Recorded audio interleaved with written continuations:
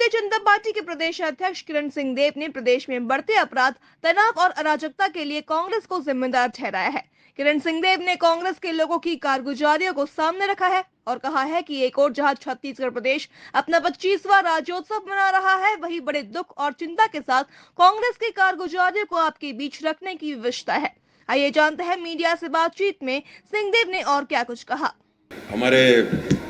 हम सब ने मिलकर अभी भाई दूज का पर्व मनाया और गोवर्धन पूजा सहित राज्योत्सव की भी आप सभी को बहुत बहुत बधाई। आज के इस प्रेस मीट में, प्रेस वार्ता में आप सभी का अभिनंदन, स्वागत। आज की इस प्रेस वार्ता में हमारे प्रदेश के महामंत्री और आदरणीय संजय श्रीवास्तव जी, मंच पर जिलाध्यक्ष जयंती भाई पटेल जी, हमारे वरिष्ठ नेता और आदरणीय विधायक मोतीलाल साहू जी, हमारे गुरु खुशवंत साहब जी, हमारे आदरणीय अनुज जी और मीडिया के प्रभारी अमित चिमनानी जी और अनुराग अग्रवाल जी, विगत 2 दिनों पूर्व ही और या उसके पहले भी समय समय पर कांग्रेस के द्वारा और प्रदेश के कानून व्यवस्था, लॉ एंड ऑर्डर, इन तमाम विषयों पर और एक भ्रम की स्थिति, एक भ्रम का वातावरण पूरे छत्तीसगढ़ राज्य में निर्मित करने का प्रयास किया गया।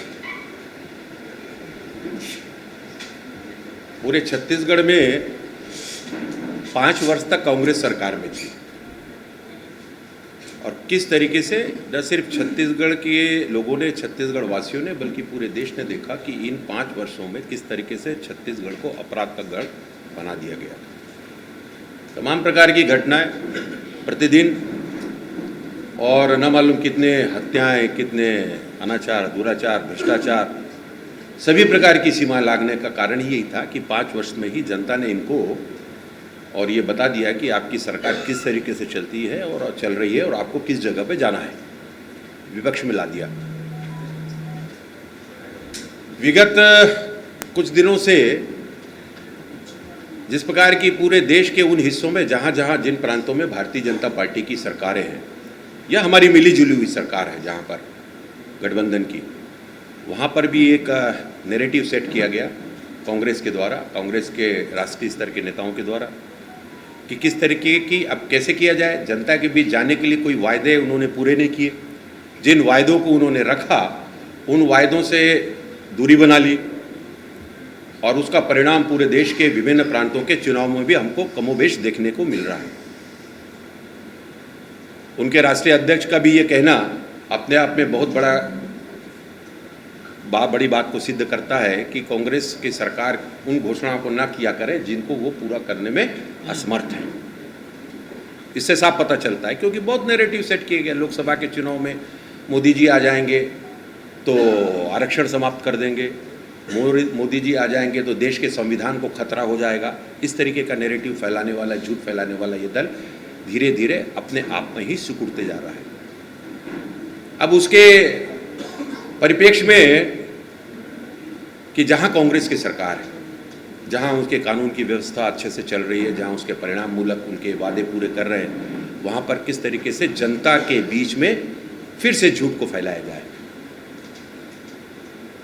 छत्तीसगढ़ में ऐसी कुछ घटनाएं हुई, जब वो घटनाएं होती हैं तो उन घटनाओं को लेकर यह कहा जाता है हमारे आप सभी के समक्ष, प्रेस के, मीडिया के मित्रों के समक्ष, हमारे प्रिंट हो चाहे इलेक्ट्रॉनिक मीडिया के सम्मान्य, उसमें कि छत्तीसगढ़ का कानून व्यवस्था के ऊपर प्रश्न लगाते हैं, सरकार के ऊपर प्रश्न लगाते हैं। और इस बात को ये याद रखना पड़ेगा कि अभी तक जो महत्वपूर्ण घटनाएं घटित हुई हैं अपराध की, ऐसा क्यों है कि उसमें सभी हमेशा कांग्रेस के और कांग्रेस के पदाधिकारियों की संलिप्तता पाई जाती है।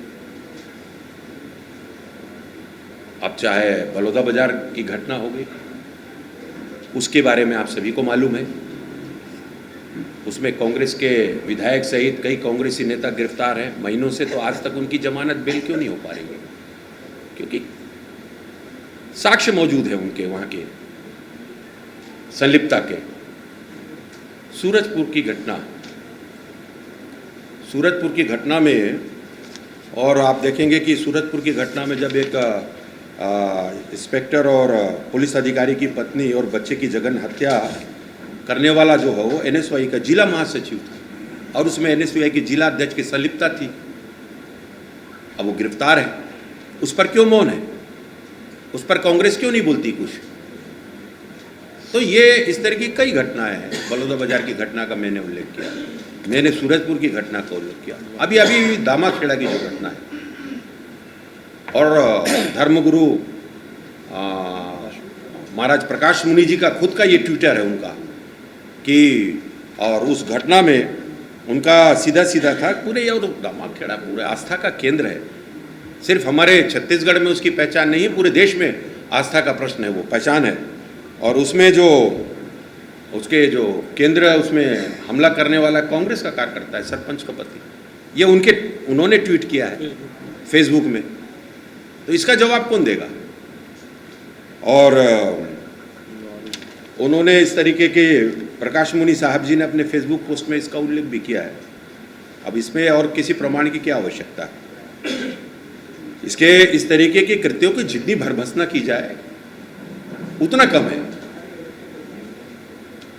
हमारे एक और घटना लोहारडी कांड में भी बार ऐसा क्यों आता है कि गांव में जिस तरीके से वर्गों के बीच में अशांति फैलाने का काम में कांग्रेस के लोगों का हाथ है, और दो समूह को लड़वाने की जो योजना इस तरीके से, और अगर उनको पता है इसमें दोषी कौन है, इसमें निर्दोष कौन है, तो पुलिस के पास जाए।